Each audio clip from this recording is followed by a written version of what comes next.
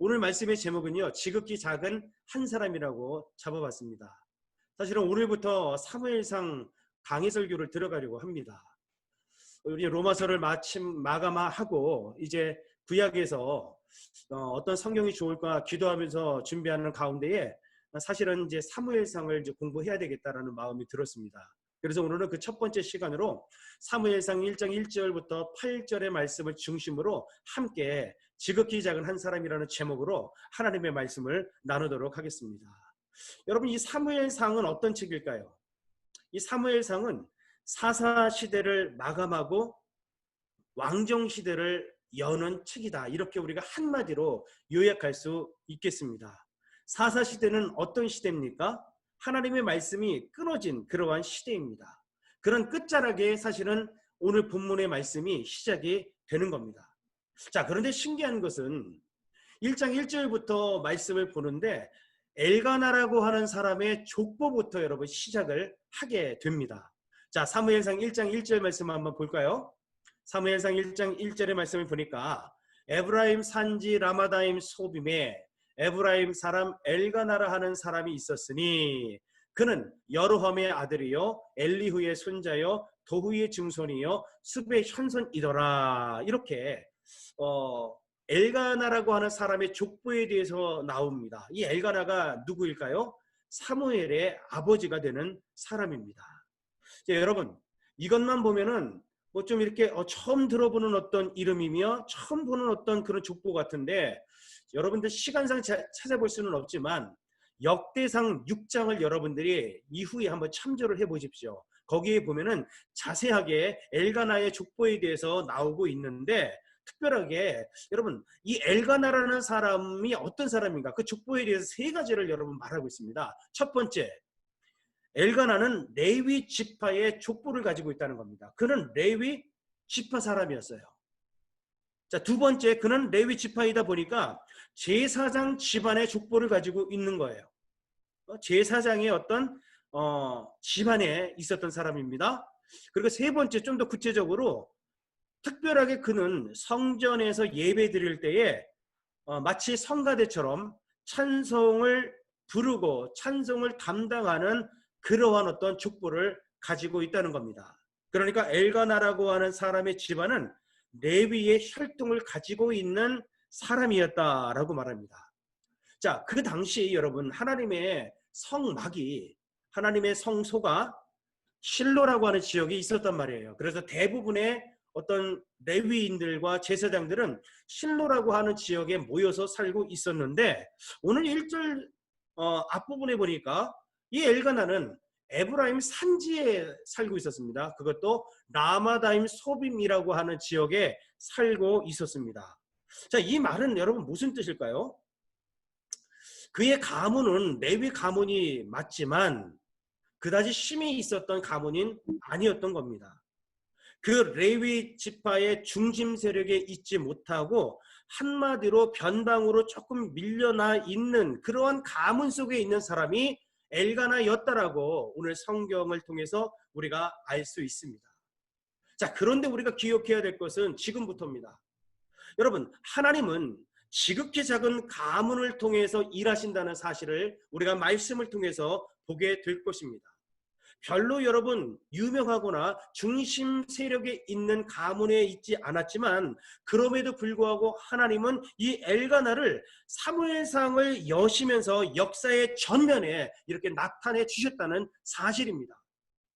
하나님께서 사람을 사용하실 때에 어떤 사람을 사용하십니까? 인간적으로 조건이 훌륭한 사람을 사용하십니까?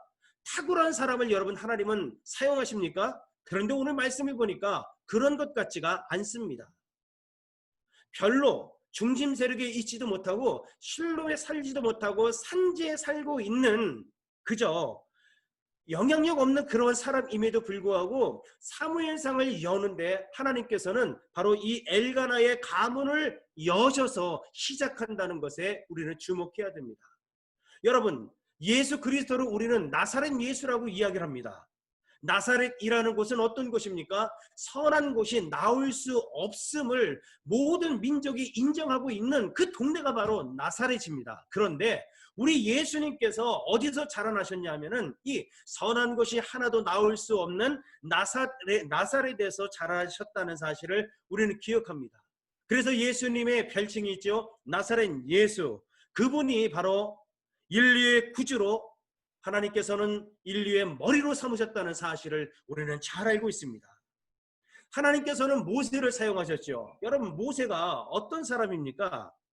애굽에 있을 때에 살인죄를 범하고 미디안 광야로 도망을 가서 양을 치면서 80세를 맞이한 노인이었단 말이에요. 별 볼 일 없는 노인이었는데 하나님께서 그를 들어서 사용하셔서 430년 동안 애굽의 종노릇하고 있었던 이스라엘 백성들을 구원하는 인도자로 삼아주신 것입니다. 하나님께서는 인간적으로 조건이 좋고 무언가 탁월한 사람을 들어서 사용하시는 게 아닙니다.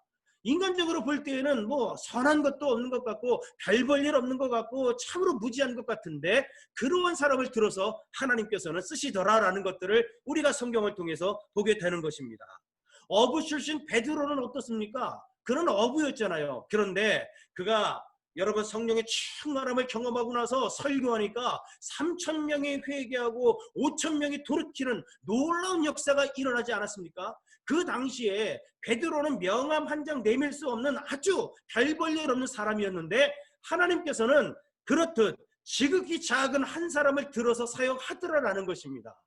사랑하는 성도 여러분, 우리 하나님께서는 이 마지막 때에 지극히 작은 가문을 들어서 사용하시는 분이십니다.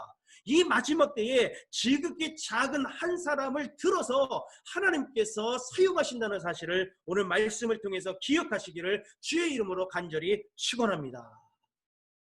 자, 여러분, 이렇게 사실은 레위의 혈통을 가지고 있었고 제사장의 어떤 직분을 감당하는 그러한 엘가나였는데, 여러분 2절의 말씀을 한번 보겠습니다. 사무엘상 2절 1장 2절에 보니까 그에게 두 아내가 있었으니 한 사람의 아내는 이름은 한나요, 한 사람의 이름은 브린나라. 브린나에게는 자식이 있고 한나에게는 자식이 없었더라. 이 레위 지파였는데 주를 위해서 성막에서 하나님을 찬양하고 경배하는 사람인데 아내가 둘이었단 말이죠. 이것을 요즘 현대말로 여러분 바꾸면 어떻게 할 수 있을까요? 목사에게 애인이 있었으니, 장로한테 첩이 있었으니, 여러분 이렇게 우리가 해석을 할 수 있을 것 같습니다. 레위 지파요, 제사장 집안이며 또한 찬양대에 속해 있는 사람임에도 불구하고 첩을 둘 수 있었던 그 시대, 그래 얼마나 여러분 타락했던 시대입니까? 또 이것이 아무렇지도 않은 거예요. 아무렇지도 않은 것입니다. 매우 자연스러운 시대에 이 바로 사사시대의 타락한 모습을 여러분 보여주고 있지 않습니까? 그래서 사사시대는 어떤 시대인가? 사사시대를 대표해주는 성경 구절이 있죠. 사사기 21장 25절 말씀입니다. 그때에 이스라엘의 왕이 없으므로 사람이 각기 자기의 소견에 옳은 대로 행하였더라. 사사시대는 어떠한 시대입니까? 왕이 없었다는 거예요. 그래서 자기 소견에 옳은 대로 그냥 내 마음대로 행했던 시대가 바로 사사시대입니다. 여러분, 왜 왕이 없었습니까? 그때 왕은 하나님이셨어요. 하나님이 왕이셨습니다. 그러나 사사시대에는 그 하나님을 왕으로 인정하지 않았다는 겁니다. 그래서 각기 자기의 소견대로 살았다. 이게 무슨 뜻입니까? 자기의 소견에 옳은 대로 살았다는 뜻은 뭐냐면은 자기 마음대로 살았다는 뜻입니다. 그리고 자기만 위해서 살았다는 그런 뜻입니다. 내 마음대로 나를 위해서 자기만을 위해서 살았던 시대가 바로 이 사사 시대였다라는 거예요. 참 안타깝습니다. 여러분, 이런 시대가 바로 사사 시대였던 것이고 바로 사무엘상이 시작하는 그러한 시점이었다는 거죠. 자, 우리 2절의 말씀을 다시 한번 이제 보시면은 그에게 두 아내가 있었으니 한 사람의 이름은 한나요, 한 사람의 이름은 브린나라. 브린나에게는 자식이 있고 한나에게는 자식이 없었더라.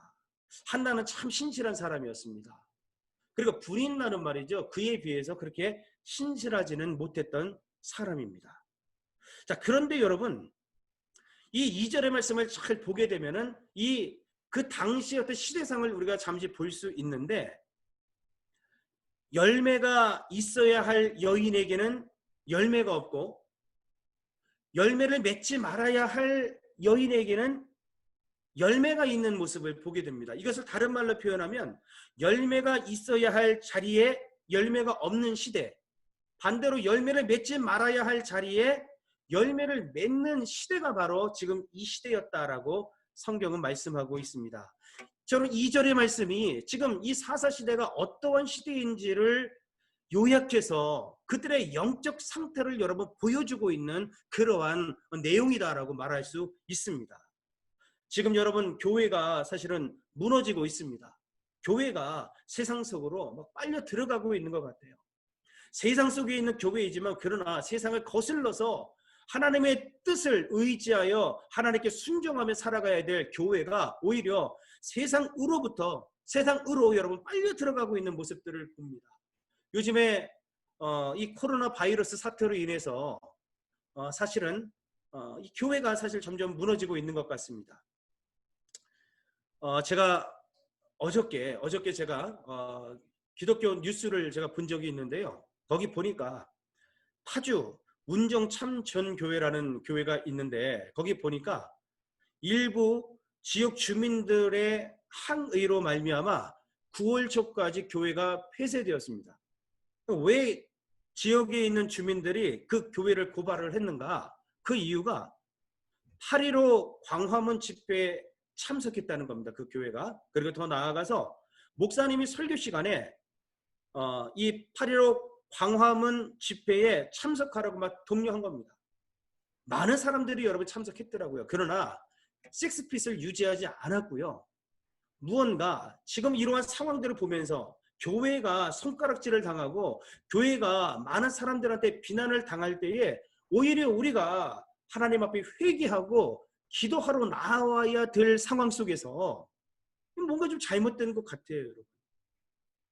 근데 교회가 말이죠, 주변 사람들에게, 이웃 주민들한테 결국에 가서는 고발을 당해서 예배를 드리고 싶어도 드릴 수 없는 폐쇄 조치를 당하는 이런 여러분 안타까운 상황 속에 있다는 거죠.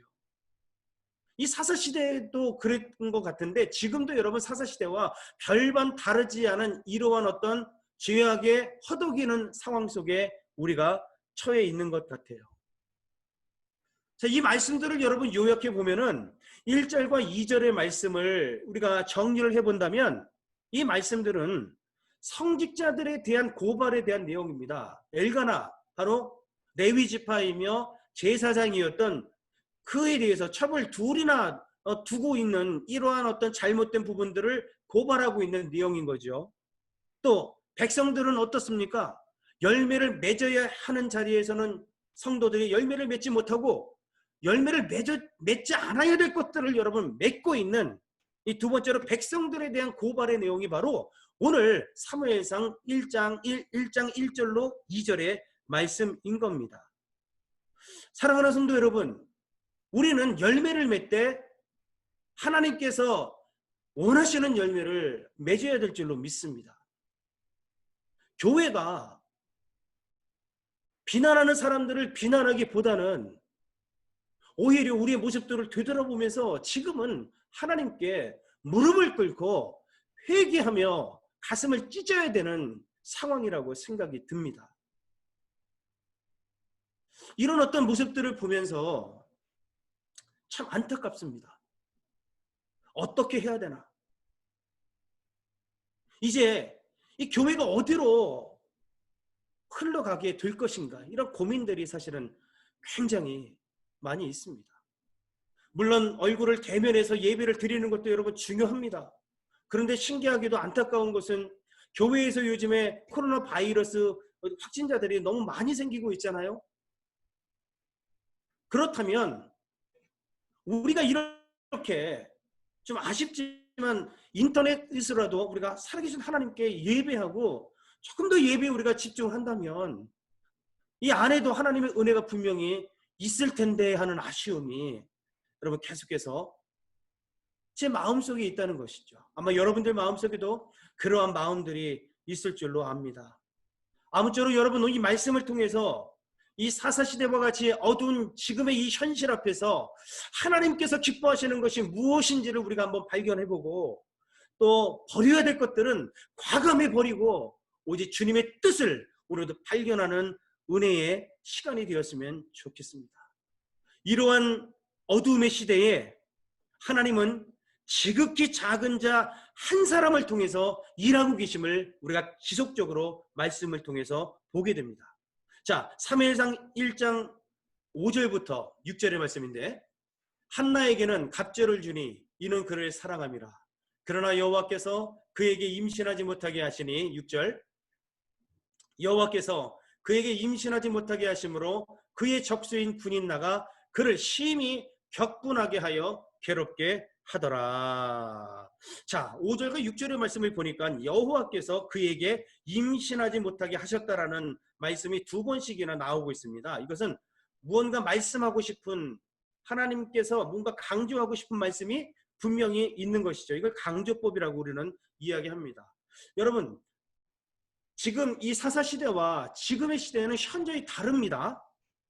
자, 히브리인들의 어떤 생명관을 우리가 좀 봐야 될 필요성이 있는데, 지금 오늘날과는 너무 달랐단 말이에요. 그 당시는 아이를 낳지 못하면은 하나님께 징계를 받아서 그렇다, 이렇게 생각을 했어요. 참 답답하죠? 하나님으로부터 끊어졌기 때문에, 한마디로 하나님으로부터 버림받았기 때문에 그렇다는 겁니다. 참 안타깝죠, 여러분? 지금의 어떤 상황과는 전혀 다른 어떤 생각들이 그 당시에 있었다는 것입니다. 그래서 분인나가 한나를 그렇게 격분했다, 이렇게 공격하고 그렇게 힘들게 했다는 겁니다. 뭐 아이를 못 낳아서 그것뿐만 아니라 여러분, 더 나아가서 너 하나님한테 징계받았어 라는 마음이 더 컸던 것입니다.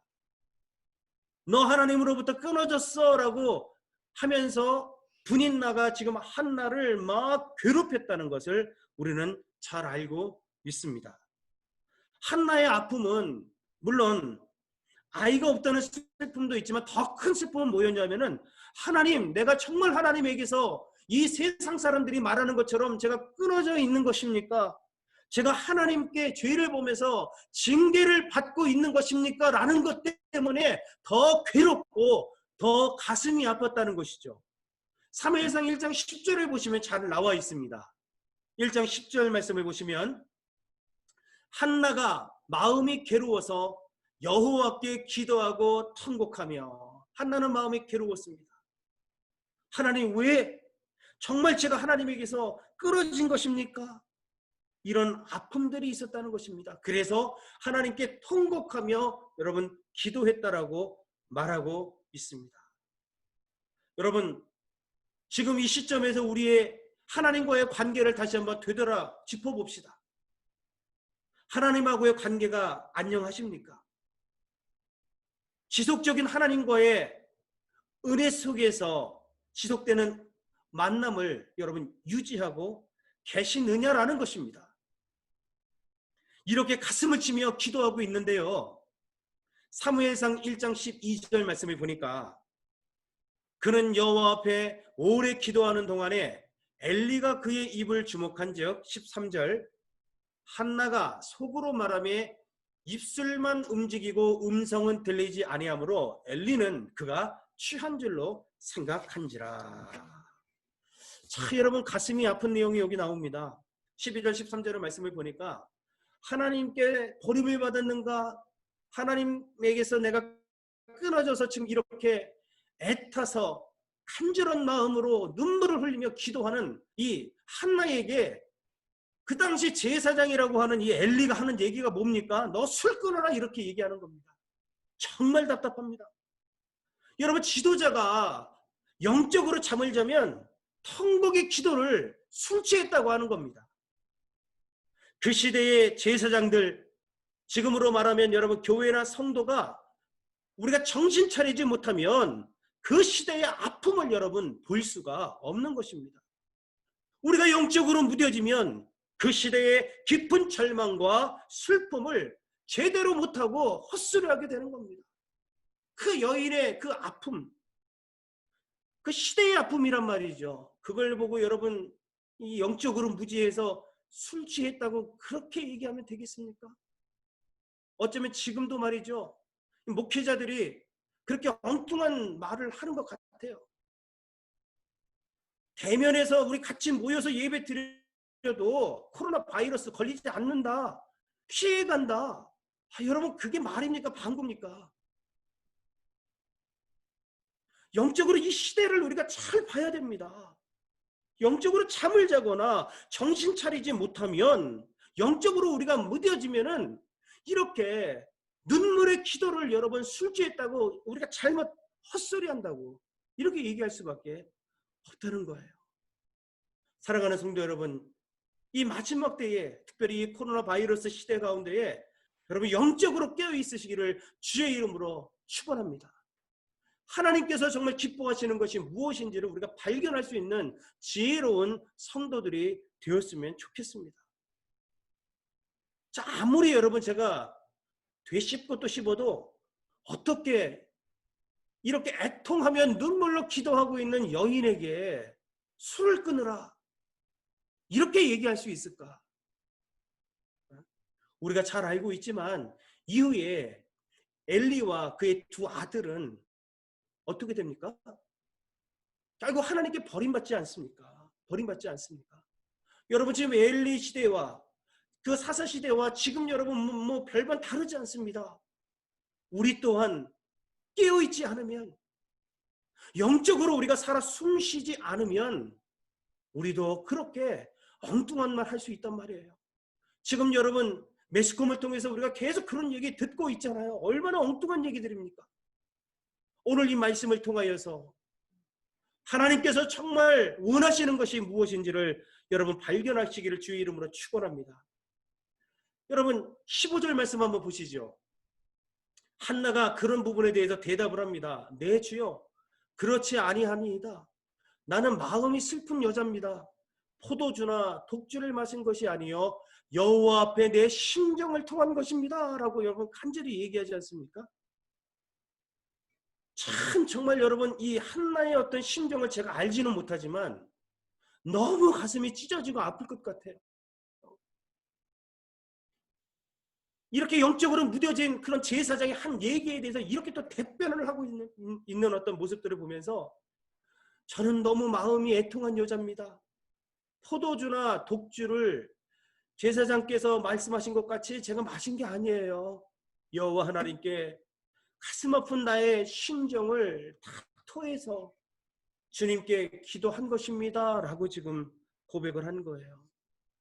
지금은 여러분 애통하는 자가 없는 것 같습니다. 그런데 우리 하나님은 지극히 작은 애통하는 자 한 사람을 들어서 여러분 사용하시는 것을 믿으시기를 주의 이름으로 축원합니다. 하나님의 부흥은 어디서부터 옵니까?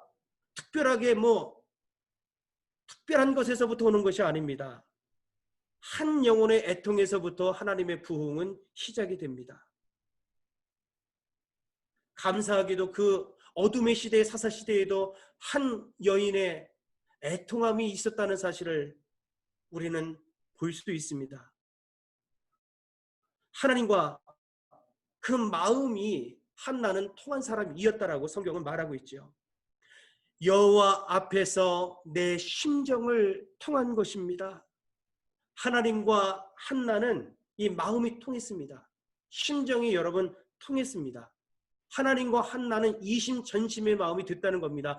하나님의 마음이 한나의 마음이었고 한나의 마음이 하나님의 마음이었다라고 오늘 15절을 그렇게 해석할 수가 있는 겁니다. 여러분 오늘날 이 시대에는 이런 심정을 가진 성도 한 사람이 필요하다는 겁니다. 이 코로나 바이러스로 인해서 믿음이 무너져가고 이것이 지속되다 보니까 막 교회의 틀이 막 흔들거리고 있는 어떤 그러한 상황 속에서 하나님과 한나처럼 마음이 심정이 통한 그 한 사람을 하나님께서는 오늘날 찾고 있다는 겁니다. 이 한나가 하나님의 마음을 알았던 것입니다. 여러분 사무엘상 1장 11절 말씀을 한번 보십시오. 사원하여 이르되 만군의 여호와여 만일 주의 여종의 고통을 돌보시고 나를 기억하사 주의 여종을 잊지 아니하시고 주의 여종에게 아들을 주시면 내가 그의 평생에 그를 여호와께 드리고 삭도를 그의 머리에 대지 아니하겠나이다. 자, 여러분 이 말씀을 한번 자세히 보십시오. 하나님 아들을 주십시오라고 지금 기도하고 있는데 여러분 왜 그 아들을 달라고 했는가? 그런데 좀 이해 못할 부분은 뭐냐면 아들을 주시면 내가 그를 하나님께 다시 드리겠다라고 지금 이야기하고 있습니다. 아니 아들을 달라고 했으면 그 아들을 잘 키워야 되는데 다시 또 하나님 앞에 여러분 드린대요. 이게 무슨 말일까요?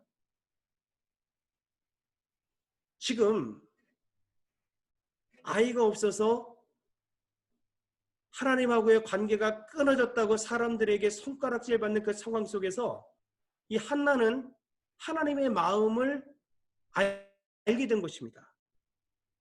말씀이 끊어져서 깜깜한 이 세상에 하나님의 마음을 그대로 전할 수 있는 그 말씀의 사람 한 사람이 없다는 사실을 이 한나가 깨닫게 된 것입니다. 그래서 이야기합니다. 하나님의 마음을 알겠습니다.